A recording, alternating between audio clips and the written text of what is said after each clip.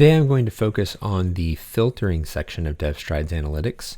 Filters are represented with these badge controls that are right up top, and you'll see that for sprint health we have 5 standard filters.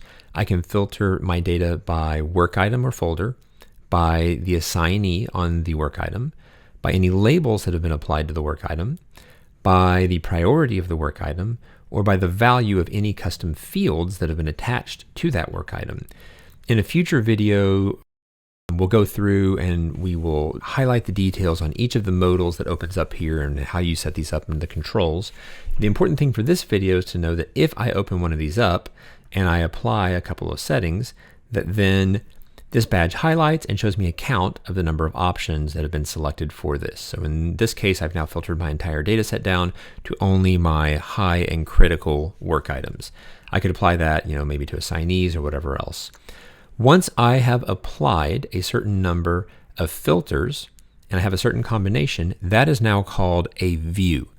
And views can be stored here on the left side in this control. I can do a few different things with this. I can store it as a new view if I started from blank.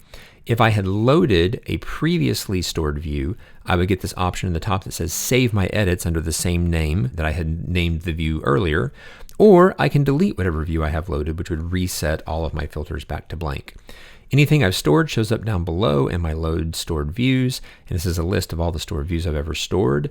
There's one protected view, which is all items. That's just a blank, no filters applied. That option will always be in the list and will always be the default.